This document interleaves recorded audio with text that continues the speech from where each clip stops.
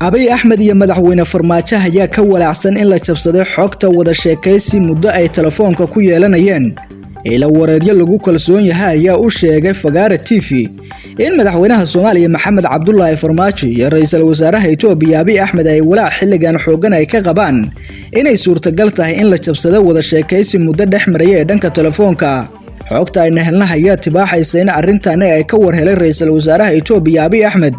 kuna wargeliyay Farmaajo intuu ku sugnaa magaalada Addis Ababa oo kaga qayb galay meertadii 35aad ee shirka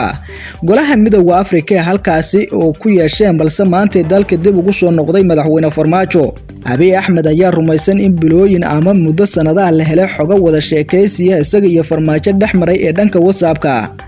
Abiy ra'iisul wasaaraha Itoobiya ayaa lagu waramay inuu Farmaajo u sheegay in dhanka telefoonka la jabsado xogta iyadoona la tuhunsan yahay in arrintani ay ka dambayso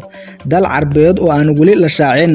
xogaha ayaa tilmaamaya in labada telefoon ee Farmaajo iyo sidoo kale Abiy Ahmed la jabsaday taasoo loo adeegsado software ay sameysay shirkadda Israa'iil laga leeyahay oo horey madax badan oo caalamka iyo shakhsiyaad kale oo saameyn leh lagu adeegsaday. Pages used a software ayaa loo adeegsaday in qof la rabo inuu telefoonkiisa looga dhex galo loona soo diro sawirro ama wax fayl ah WhatsApp-ka taas oo haddii kaliya uu siiyo si rasmi ah loo adeegsanayo maamulka telefoonkiisa. dhawaan wasiirkii hore arrimaha dibadda ee Soomaaliya Maxamed Cabdirasaaq ayaa sheegay inuu Farmaajo u diiday dhawaan diyaarad military oo gargaar sidee oo Masar u soo diri lahayd Soomaaliya isagoo carabka ku adkeeyay inuu xumaanayo xiriirka Itoobiya iyo Soomaaliya haddii gargaarkaasi ay ka qaadato Soomaaliya ee Masar. hadalka wasiirka hore ayaa dhaliyay tuhan ku saabsan in laga yaabin dalka xogta jabsado noqon kara Masar balse sidoo kale waxa suurtagal ah inay yihiin Imaaraadka Carabta ama Sacuudiga hore caan ugu ahaa adeegsiga software-kan lagu dhaco ama lagu jabsado WhatsApp-yada iyo sidoo kale aaladaha kale ee madaxda caalamka adeegsadaan. xogta la helay ayaa sidoo kale sheegaysa in telefoonka laga dhageystay oo ay ku jiraan kuwa wasaaradda arrimaha dibadda ee Soomaaliya balse ma cadda haddii uu yahay wasiirka hadda jooga ee Soomaaliya Cabdisaciid Muuse Cali ama kii ka horeeyay Maxamed Cabdirasaaq oo xilka laga qaaday.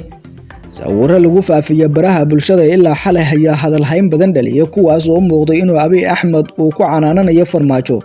wararka qaar ayaana sheegay inuu ka careysan yahay arrinta balse lama xaqiijin karo. haddii ay dhab noqoto arrintani waxay dalka haysato xogtan u sahli kartaa in ay banaanka keeni karto siro badan oo qarsoon oo Farmaajo Abiy Ahmed dhexmaray maadaama ay saaxiibo dhawaayeen waayihii dambe. madaxweyne Farmaajo ayaa dalka dib ugu soo noqday maanta isagoo ka qayb galay shirkii 35aad ee golaha midowga ay yeeshaan Afrika kaas oo ka dhacay magaalada Addis Ababa ee caasimadda. inkastoo si dhab ah loo xaqiijin karin ee jabsashada WhatsApp-ka Abiy Ahmed iyo madaxweyne Farmaajo haddana xogahan ayaa ah kuwa inta badan lagu kalsoon yahay. inta ayaan ku soo gabagabeynaa tabintan gaarka ah ee ku saabsan la wareegitaanka WhatsApp-ka Farmaajo iyo Abiy Ahmed ee muddo ay ku wada sheekaysanayeen oo mid ka mid ah dawladaha Carbeed cabsi weyn looga qabay inay jabsatay balse wixii xoga ay ku soo kordhay daawada halkan oo ah Fagaare TV ayaan idin kula wadaagi doonaa. fadlan haddii muuqaalkan uu ku xiiso galiyo si share garay saaxiibadada kale la wadaag page-kana ku soo biir leegtana waa inoo dhiirigelin.